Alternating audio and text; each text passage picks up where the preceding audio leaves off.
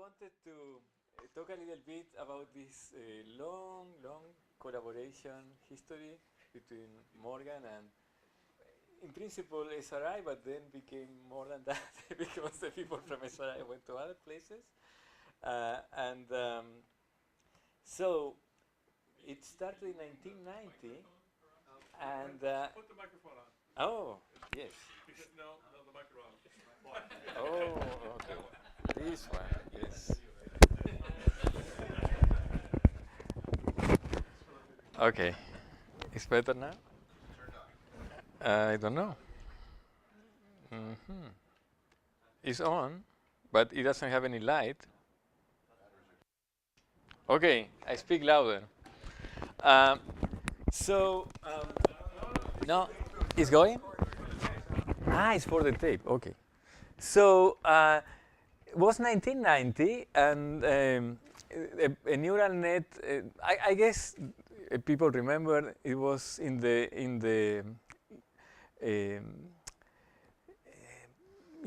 late 80s.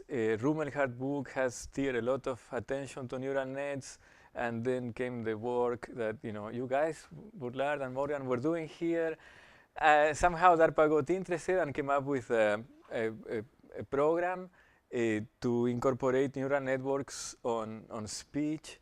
And so SRI, wanted to have a proposal there. Mike Cohen, who's here, coordinated an effort. He actually was writing, according to what he told me, he was writing his thesis and had a break. And so in that break, he decided to write his proposal. That's the kind of breaks that Mike takes.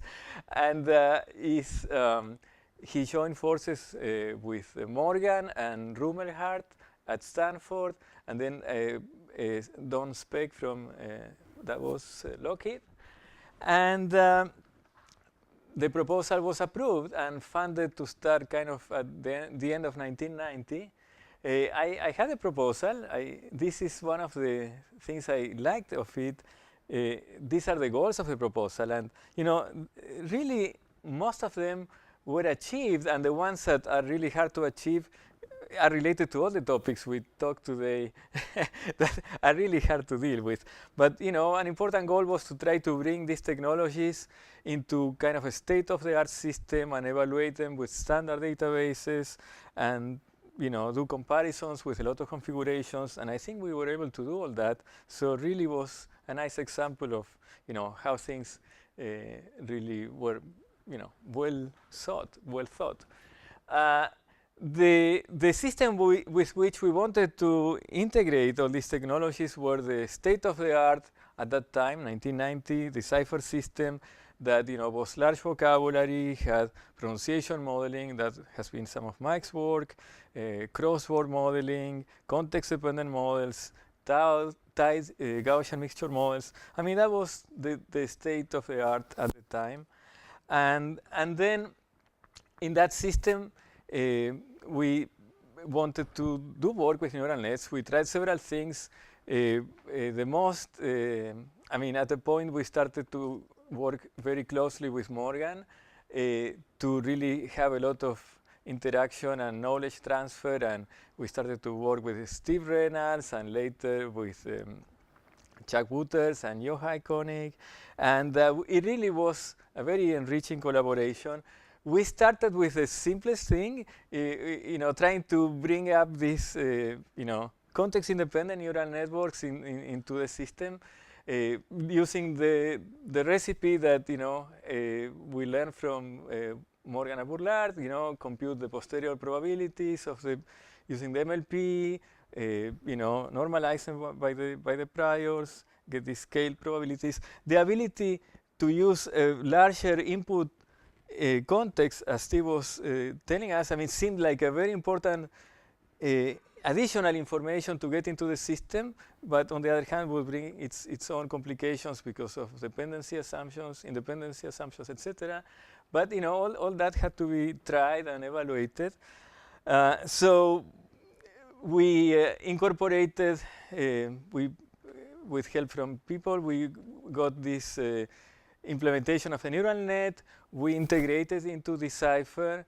The Decipher system was using all the other things, the pronunciation modeling, crossword modeling, etc. So we estimated these phonetic class probabilities, and we basically were able to either replace them in a context-independent system or do something else that I'll show later with the context-dependent system. So we tried several things. Initial networks were these typical 9 frames of Kepstral features and deltas and like 500 hidden units. Eventually we went up to 2,000 hidden units, and the number of phones we had at the time, or classes related to phones. So why we thought this could help the state-of-the-art system? Well, has been discussed. The discriminative capabilities of the neural networks, the ability to model boundaries rather than the whole distributions could be more effective for having lower error rate, the ability to have multiple features, the ability to have all these dynamics somehow model into the system with a range of features, range of frames, not having strong assumptions about the statistics of the input, some flexible allocation of resources. All that seemed kind of effective and useful. So after integrating the first MLP, we started to learn how to train these MLPs. We had to train it from scratch because features were different, alignments were different, so we had to do everything based on the new data and the new alignments from the cipher. So we follow the typical training recipe, program all the code, and started the training run on the Spark machines. And we in the meantime started to talk with Morgan about this new RAP hardware that had come up. So we eventually got one. We learned how to program it. We learned how to, use all these system calls. It wasn't that easy, but eventually debugged everything and started an MLP training run on that system. It finished 2 days earlier than the Spark run that we had started like a month ago.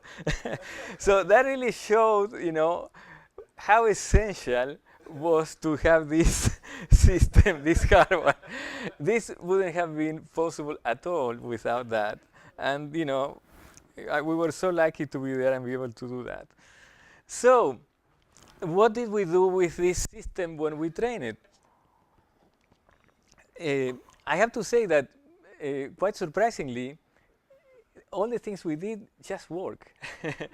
And we plugged in the network, and the system got some results that were better than the context-independent HMM. And then the context-dependent HMM was somehow better, and we said, how we can improve it. And we said, okay, let's try to combine the probabilities of the two systems. And we tried, a couple of ways to do it, and this seemed to have been working better, like combining the logs with some weights that we optimized. And actually worked. And sometimes it happens, the first thing you do is the best. That was something amazing because, this system actually beat all the other systems in the first bake-off we have in DARPA. And actually, it beat also the decipher system itself that had been kind of a good system in its own. So we'll see the numbers later. So next thing we did is work on trying to bring this context dependency to the actual MLP itself. And actually, we follow the work and learn from what Burlard had worked before on this factorization, because it would be impossible to train all these possible context-dependent phones. You needed thousands of outputs and whatnot. At that time, at least, wasn't possible to do. So we tried. I mean, it was possible to do the factorization they have tried, and every factorization actually could be done one way or another way. So we tried a second alternative way, and each of those could be implemented in 2 ways, and they have implemented one, so implemented another one of the other one that basically was like having multiple context-dependent MLPs, but each of them would work for a specific context. So you still have the 69 phones or whatever, but you would be modeling those phones in a particular context. And you would have one network for each of these contexts. So what we did is try to have, you know, a smaller number of contexts. So we use generalized contexts and general classes based on place of articulation, etc. And then to try to even reduce the system more, we sort of share the hidden units. And that's the way it came up. So basically, shared hidden units and one set of phones in a given context, each of one would have an independent layer that was trained independently of each other. And so that was then feasible to do with the resources we had. So, so we solved somehow the problem of the large number of parameters in this architecture, and you know the issue of having less training data per class that would have, you know, as we will see. So we had the question, you know, how to use discrimination in these big context nets. We didn't want to do discrimination across phones that were the same phone in different contexts. That seemed odd. And so this architecture actually helped with that, because as we were training the context-specific network separately, discrimination was applied among phones, you know, only among phones, but not among phones in different contexts. So that helped. Also, sharing the hidden layer, you know, made the system, you know, feasible computationally. And actually, we also initialized all these networks with the same context-independent network, so that provided some sort of smoothing across between the context-independent information and the context-dependent, which at the time was something that all the systems had to have because training data was really sparse. We also applied different levels of context dependency for different units. So, you know, the first phone in a phone was sort of left context dependent, and the right phone, the right state in a phone was right context dependent. So they were kind of diphone modeling, doing diphone modeling in these cases, and the center state was context independent. And so that actually worked, you know, almost identical to the context-dependent HMM. In this particular test set, it's a little bit worse, but in the others was better, so the average wasn't significant. And so we see, you know, where things were. You know, that's the context-independent HMM that was pretty bad. Context-independent MLP had a huge gain with respect to that. And then the context-dependent MLP was similar to the context-dependent HMM with smaller number of parameters, which at that time we were kidding about. But the thing that really made the big improvement over the state of the art was the combination with the context-independent, which we couldn't get using combination with this one. So in the end, I mean, that was the beginning of many other things we keep doing, but these are the things that kind of highlight the beginning of the program. So this context-dependent hybrid performs significantly better than the context-independent in this architecture and in a state-of-the-art configuration. And then the combination of this MLP, context-independent MLP, and the HMM observation probabilities actually improved the state-of-the-art system. So that opened the doors for many other things that we did afterwards, and that would be the task of Andreas following this. Thank you.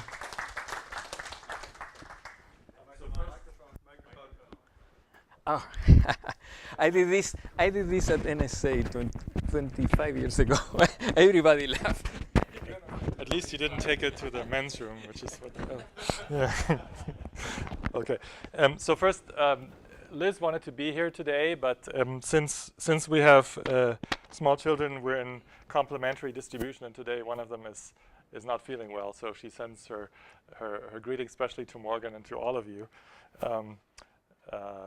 But her work is in here as well. So it's getting quite late, and it's only 2000. So there will be no more equations and technical details from here on, but hopefully some interesting stuff. So one of the next things that happened was the ICSI meeting recorder project, which to me is still, I still am in awe of this undertaking. I mean, it was a collaboration with ICSI shouldering most of the work and leading the way, but UW and SRI were collaborators, and IBM provided some external funding.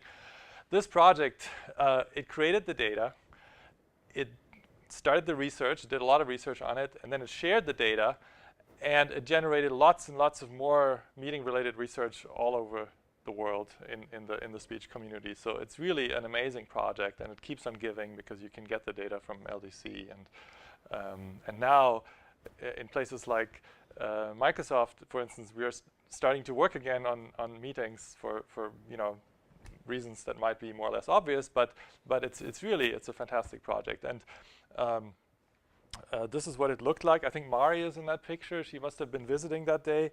And this is how we recorded. Eric Fosler is in the foreground, and including Liz, I believe. So a lot of the people here in the room are actually, in younger years can be seen here. So what came out of this project? Well, a lot of data that you can now get via LDC. We started to work on, Liz and students developed a special dialogue annotation scheme that was based on an earlier scheme that Dan had spearheaded for Switchboard, but this was specifically geared towards conversational meetings. Lots of work on far-field multi-microphone processing, for instance, beamforming for tasks such as diarization and recognition. Everything having to do with room acoustics, reverberation, and so forth. Lots of work on what I would like to call statistical as opposed to linguistic pragmatics, such as trying to predict where speakers overlap. And then, of course, that affects work on diarization, for example. Lots of work on dialogued acts, detecting agreements, disagreements. Dilek was very, very much spearheading that work. And things like hotspots where people get really involved in the conversation. Using prosody for all these things, especially for extracting what we later would call metadata, such as fluency, sentence boundaries, and so forth. And I think ICSI SRI was the only team that participated in all the NIST rich transcription meeting evaluations between 2002 and 2009. And for the most part, we did very well in those. And it was really crucial leading into other projects, such as the Kalo project that I'll talk about a bit later. Then 2002, EARS. It was sort of the first next big DARPA project that was started by Charles Wayne, and he actually had a lot of input from ICSI and from SRI on how to formulate this project. For instance, this whole notion of metadata, sort of extracting information beyond the words from speech, was basically something that I think, planted in his brain. Especially Liz was very instrumental in that. And then Morgan got his own little sub-project called Novel Approaches that also involved UW and SRI and HENEC. So that was kind of, I mean, picture this, right? DARPA spending a bunch of money, and then they're saying, oh, well, we're doing all this conventional stuff. We better try some new things. And who do we put in charge of this? Morgan. So that tells you something about the person. This is actually from a slide from Charles Wayne. So this kind of tells you how the combination of plain word transcription with what we call metadata extraction yields something much nicer and much more useful. Okay, speaker identities, sentence boundaries, disfluencies removal, and so forth. What were some of the outcomes? Well, we actually, for the first time, showed that in a totally competitive setting, there were other competing teams, that the tandem approach, in combination with state-of-the-art HMM-based systems, could give a real gain in accuracy. And I think we, at the time, were the only team doing that, and later other teams adopted it.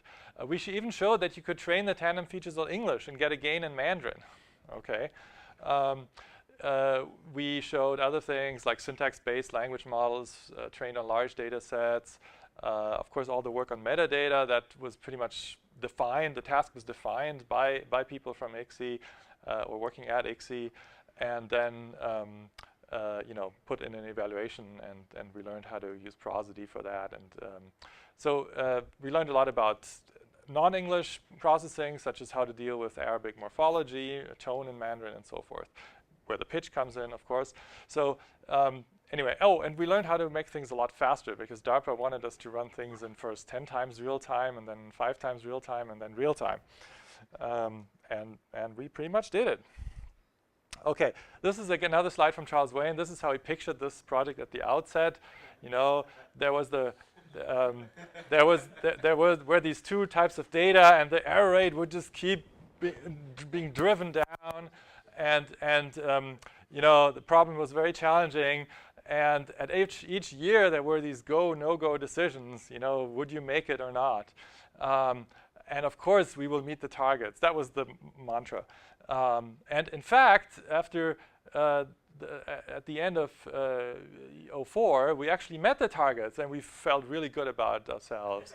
And then we got noticed that something at DARPA happened, and Tony Tether said, "Oh, this is not really what we want to be doing," and so the project was canceled. Not just our project; the program was canceled. Okay, that was a rude awakening, but anyway. But in the meantime, we had another DARPA project going, which kind of took up some of the slack, at least in the for a while, which was the Kalo Meeting Assistant. This was a sub-project of what later would become Siri at SRI. It was a project focused around digital assistants, and so one idea was that a digital assistant would also help you in meetings. So we need to understand what's going on in meetings. This was a collaboration with ICSI, SRI, and some people from Stanford.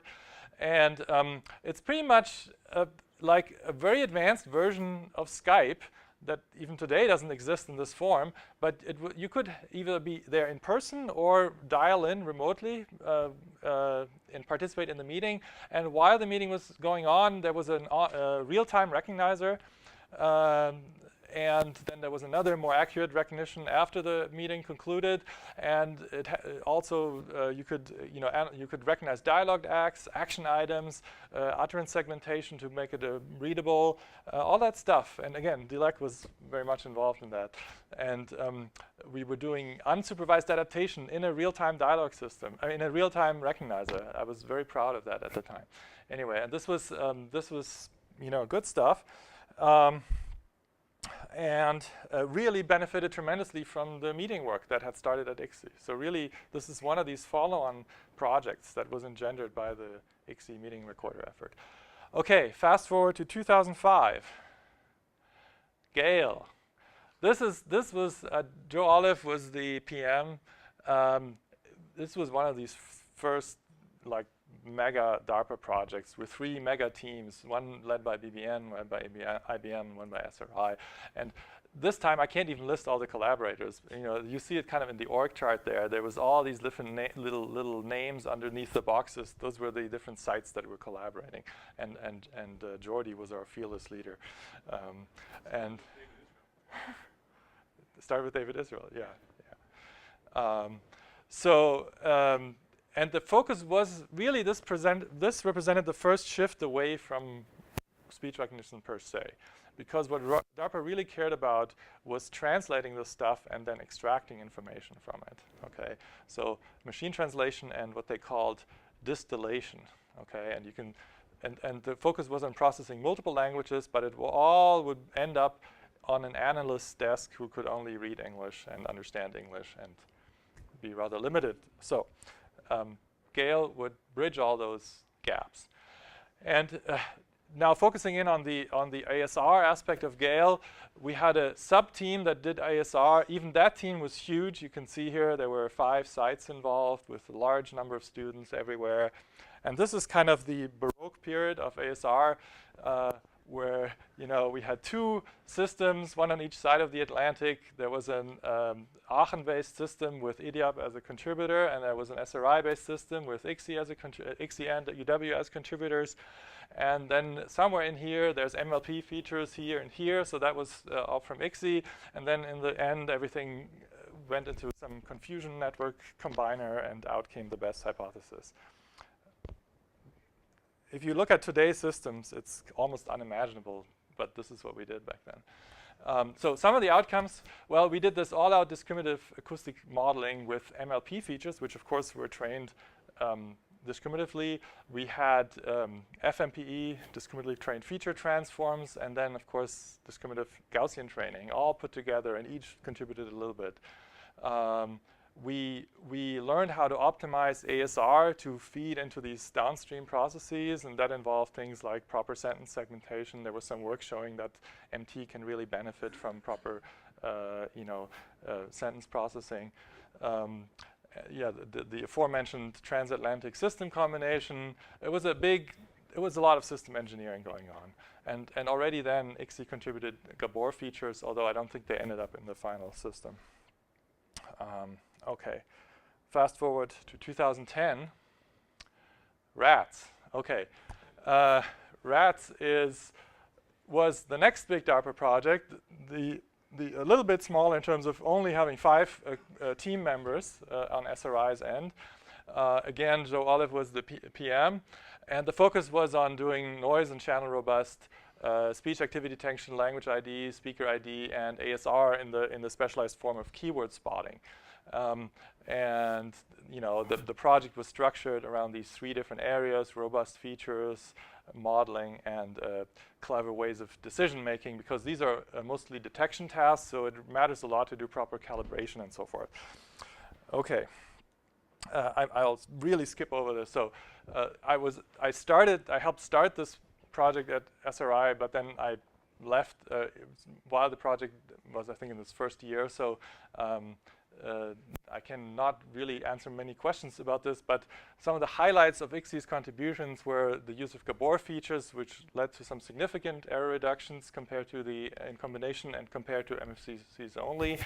And then in the final combination of all noise robust features, there was a large reduction over the baseline. And in the keyword spotting task, similarly, there was a big sort of automated exploration of different feature combinations, and the Gabor features again ended up in the final system with significant gains. And if you want to know more about that, talk to Morgan and Horacio. Okay, 2011. Well, this is when Liz and Andreas decided to try something else after having been at SRI for 25 and 16 years respectively, and we joined Microsoft and later Microsoft Research, but we didn't want to move to the Valley, so we found another little arrangement with Morgan, and he let us keep our offices here and work remotely for most of the time, while also working and being paid by our new employer. And so we started another joint project. That's what you do, right? So you start joint projects. And this was a project that involved using Prosody for dialogue systems. We had several undergrads here helping us annotate data, writing some GUI code, and also working with graduate students, which is a very fruitful collaboration with Suman in particular, still ongoing, and hopefully has yielded some very, very good work in the use of neural networks for utterance classification, for example, addressee detection and intent classification.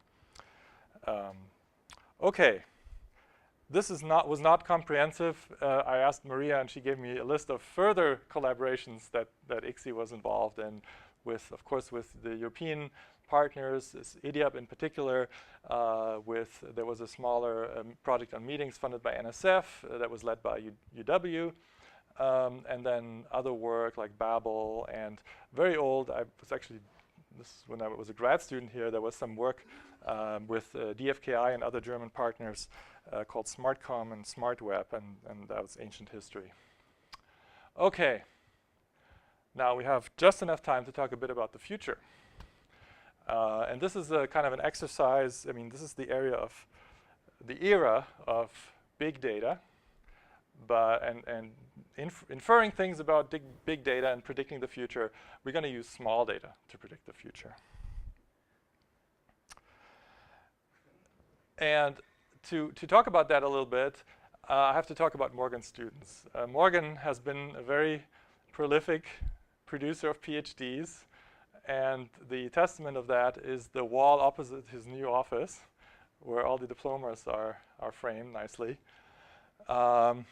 And I think it's really amazing, the not just in terms of the productivity, but also just the way that he has shepherded his students through the research, through the system building, through the funding gaps.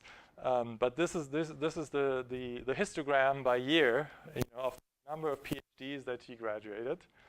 There's a curious bump here in 1998. Yesterday I asked some of the people involved what happened in 1998, and yeah, they couldn't give me maybe some project ended and funding was running out or something. But I don't know. But on average, it's, if you kind of smooth it over, you end up with a little over 1 per year, with a standard deviation of about 1. So this is pretty good. This is constant, reliable output. And it allows us to predict the future. How's that? Well, notice there's about 5 empty spaces up here. Okay. So Morgan, I cannot picture Morgan keeping at this without working with the students. So he has 5 more spaces to fill up there. So it gives you about 5 more years, Morgan. Okay. Okay. Yeah. Okay. Let's talk about his other output, which is books. All right. I don't know how he finds time to write books, but he does. So there was the early work, the 1984 Talking Chips. There's the seminal work with Hervé on connection speech recognition. Then there's the first edition of the speech and audio signal processing book with Gold, and then the second edition where Dan is a contributor. And so can we make any extrapolations from this? I believe so. Morgan, after he retires, will write his next book. Okay. And we can also surmise that it will have 3 co-authors, because he started with none, then 1, then 2. So it's, Yes, okay. So, but we can be more precise here. And to do that, we'll look a little bit deeper. So let's look at the cover art for these books. So in 1984, he chose a cartoon, which is, a typical mid-20th, late 20th century art form. The next one was, I don't know if you can read this, it says, "This is not a neural network." Okay, so, it's inspired by the Belgian, I guess the Belgian influence is clear here, the surrealist painter René Magritte, and the original says "Ceci n'est pas une pipe," and it's from 1929. The next one I would consider an outlier. We'll drop that one. And then the most recent one has an impressionist painter on the cover. And that particular painting is actually from 1881. So now we can plug these numbers in, and you see here. Okay. So we end up with the fact that the next book will have artwork from 1856. All right. And so I looked up what was painted in 1856. I would suggest this picture. This is like Victorian real naturalism. And you can probably come up with a way to work that in. Interestingly, the next one was going to be my memoir. So. Right. Okay. All right. Okay. This concludes our history review and look into the future. And I wanted to thank Morgan personally because Jerry was my thesis advisor, my Doktorvater, but pretty much everything after that was due to Morgan, because I got my first real job because I happened to walk by his office, and Hai was in his office visiting, and this was around the time that SRI was spinning off Nuance. Okay, and so they were looking to hire more people to replace the people who went with Nuance, with the new company. And Hai asked me, well, how would you like to work for SRI? and so I did that. And ever since he's really helped me, and I wanted to thank you for that. It was really amazing, so all is left to say is that may you live long and prosper. This is where you can find him. This is his new office. And if you ever need to talk to a mensch, there he is. So that's it.